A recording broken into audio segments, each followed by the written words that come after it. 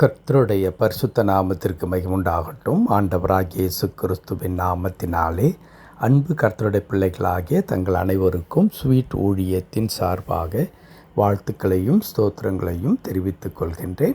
அப்போஸ்தலனாகிய பவுல் ரோமருக்கு எழுதின நிருபம் 8ஆம் அதிகாரம் 31வது வசனம். ரோமர் 8ஆம் அதிகாரம் வசனம் 31. இவைகளை குறித்து நாம் என்ன சொல்வோம்? தேவன் நம்முடைய பட்சத்தில் இருந்தால் நமக்கு விரோதமாயிருப்பவன் யார்? தேவன் நம்முடைய பட்சத்தில் இருந்தால் நமக்கு விரோதமாயிருப்பவன் யார்? என் அன்பு கடவுளுடைய பிள்ளைகளே, சங்கீதக்காரன் சொல்லுவார், என் சத்துருக்களுக்கு முன்பாக எனக்கு ஒரு பந்தியை ஆயத்தப்படுத்தி என் தலையை எண்ணெயால் அபிஷேகம் பண்ணுகிறீர் என்று சொல்லி.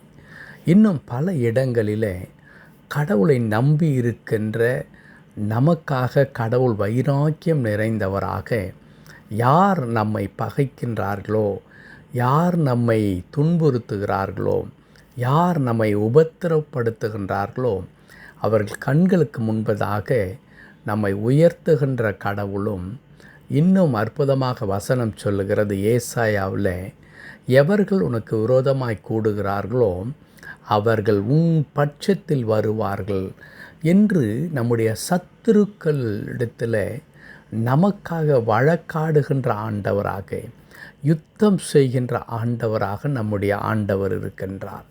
இவை எல்லாவற்றையும் கடவுளுடைய பிள்ளைகள் நிச்சயமாக வாழ்க்கையில் அனுபவிக்க முடியும். சத்துரு இல்லாத ஒரு வாழ்க்கையை கிறிஸ்தவர்கள் என்ன செய்ய முடியாது, நினைத்து கூட பார்க்கவே முடியாது. எனக்கு எந்த சத்துருவும் இல்லை, நான் எல்லாருக்கும் நல்லவன் என்று சொன்னால் உண்மையாகவே நம்மை குறித்து ஒரு கேள்வி கேட்கப்பட வேண்டும். நாம் எல்லாருக்கும் நல்லவனாக இருந்தால் நாம் ஒவ்வொருவருக்கும் ஏற்ற வண்ணமாக நம்முடைய நிறத்தை மாற்றிக்கொள்கின்றோம் என்று சொல்லி அர்த்தம். இன்றைக்கு அநேக மக்கள் அப்படித்தான் இருக்கின்றார்கள். ஆனால் கடவுளுடைய பிள்ளைகள் என்பவர்கள் யாராக இருக்க வேண்டும்? இங்கே பவுல் ரோம திருச்சபைக்கு பார்த்து சொல்லும் பொழுது அற்புதமாக அந்த வசனத்தில் சொல்லுகிறார், தேவன் நம்முடைய பட்சத்தில் இருந்தால் என்று கேள்வி கேட்கின்றார்.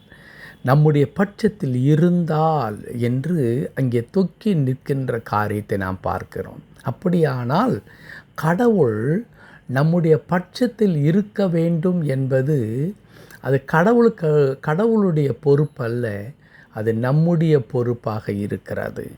கடவுள் ஆயத்தமாக இருக்கின்றார். கடவுள் நம் பட்சத்தில் இருப்பதற்கு அவர் எப்பொழுதும் விருப்பமுள்ளவராக இருக்கிறார். ஆகவே தான் அதை தொடர்ந்து வருகின்ற வசனம் சொல்லுகிறது, தம்முடைய சொந்த குமாரன் என்று நமக்காக பாராமல் நமக்காக கொடுத்தவர் மற்ற எல்லாவற்றையும் அருளாதிருப்பது எப்படி? தம்முடைய ஒரே மகனை நமக்காக ஆண்டவர் கொடுத்திருக்கும் பொழுது கடவுள் நம்மை பட்சபாதம் நிறைந்தவராக, நம்மை வித்தியாசப்படுத்தி பார்க்கிற கடவுள் அல்ல. எல்லாருக்கும் அவர் ஆண்டவராக இருக்கின்றார். எல்லாரிடத்திலும் அவர் இருக்கும்படியாய் விரும்புகின்றார்.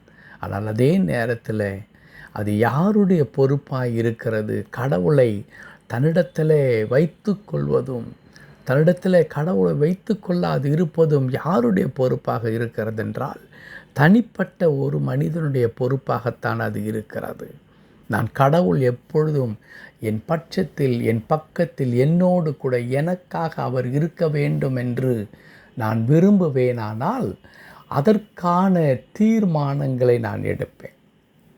கடவுள் இல்லை என்றாலும் பரவாயில்லை, எனக்கு அனுபவங்கள் இருக்கிறது, எனக்கு திறமை இருக்கிறது என்று சொல்லி நாம் நினைப்போமானால் நம்முடைய திறமையும் நம்முடைய சொந்த பலத்தையும், அல்லது நான் முயன்றால்தான், நான் செய்தால்தான், நான் எடுத்தால்தான் என்றெல்லாம் எங்கெல்லாம் நான் நான் நான் என்று நம்மை முன்னிறுத்தி கொள்கின்றோமோ அங்கே கடவுள் நம்முடைய பட்சத்தில் இருக்கவே முடியாது.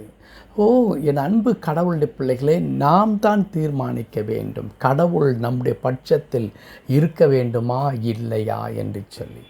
கடவுள் நம்முடைய பட்சத்தில் இருக்கும்படி நம்முடைய வாழ்க்கையை அவருடைய கரத்தில் ஒப்பு கொடுத்து விட்டு, ஆண்டவரே நான் அல்ல ஆண்டவரே, நான் அல்ல ஆண்டவரே, நீர்தான் என்று சொல்லும் பொழுது அவர் நமக்காக செயல்படுகின்ற கடவுளாகவும் நம் பட்சத்தில் நிற்கின்ற ஆண்டவருமாயிருக்கிறார். அப்படி கடவுள் நம் பட்சத்தில் நிற்கும் பொழுது எவ்வளவு சத்துருக்கள் நமக்கு விரோதமாக எழும்பினாலும் அவர்களால் ஒன்றும் செய்ய முடியாது. அதற்காகத்தான் நான் துவக்கத்தில் சத்துருக்களை குறித்து வேதம் சொல்லித் தருகிற அநேக வசனங்களை நான் சுட்டி காண்பித்தேன். அந்த வசனங்கள் எல்லாம் என்ன சொல்லுகின்றது? சத்துருக்கள் உனக்கு இருக்கவே மாட்டார்கள் என்று சொல்லவே இல்லை. அடிக்கடி 23ஆம் சங்கீதத்தை நினைவு கூறும்போதெல்லாம் அந்த வார்த்தையை சொல்வதுண்டு.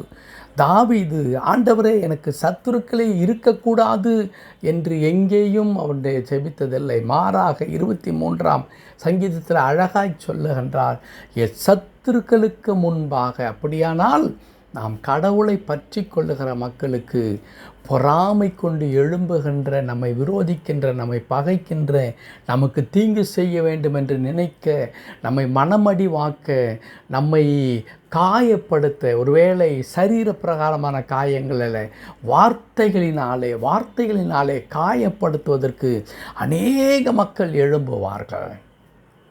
ஆனால் கடவுளை நம் பட்சத்தில் நாம் வைத்து கொள்ளும்படியாய், அல்லது கடவுளிடத்தில் நாமே அர்ப்பணித்து, ஆண்டவரே உம்மில் நான் மறைந்து கொள்ளுகிறேன், ஆண்டவரே நீர்தான் என் மூலமாக எல்லாவற்றிலும் வெளிப்பட வேண்டும், உம்மை வெளிப்படுத்துகிற ஒருவனாக நான் இருப்பேன் என்று ஒப்பு கொடுத்திருக்கும் பொழுது கர்த்தருடைய வார்த்தை மிக அழகாய் சொல்லுகிறது, தேவன் நம் பட்சத்தில் இருந்தால் நமக்கு விரோதமாக இருப்பவன் யார்?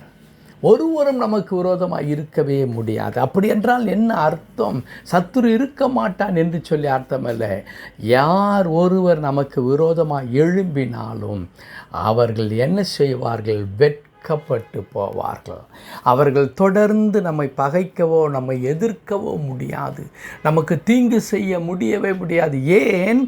நம் பட்சத்திலிருந்து கடவுள் நமக்காக செயல்படுகின்ற ஆண்டவராக இருக்கிறார். உபாகமத்தில் இஸ்ரவேல் மக்களை பார்த்து அழகாய் சொல்லுகிறார் அல்லவா, நீங்கள் சும்மா இருப்பீர்கள், நான் உங்களுக்காக யுத்தம் பண்ணுவேன். எவ்வளவு ஸ்லாக்கியம் பெற்ற மக்கள் இஸ்ரவேல் மக்கள் இல்லையா? நாமும் அப்படித்தான், நாமும் ஸ்லாக்கியம் பெற்றவர்கள். ஏன்? அந்த வார்த்தை நமக்கும் சொந்தம். கடவுள் சொல்லுகின்றார், நீங்கள் சும்மா இருப்பீர்கள், நான் உங்களுக்காக யுத்தம் பண்ணுவேன். அந்த சும்மா இருப்பீர்கள் என்பது என்னது? லேசியாக இருப்பதல்ல, கர்த்தருக்குள் நாம் இருப்பது. நம்மை அப்படியே கடவுளுக்குள் அர்ப்பணித்து விடும் பொழுது அவர் நம்மை பொறுப்பெடுத்து கொண்டு நம்மை ஆசீர்வதிக்க விரும்புகிறார். கடவுள் தாமே அவ்விதமான கிருபைகளை ஒவ்வொரு நாளும் தந்து நம்மை ஆசீர்வதித்து பாதுகாத்து வழி நடத்துவாராக. ஆமேன், ஆமேன்.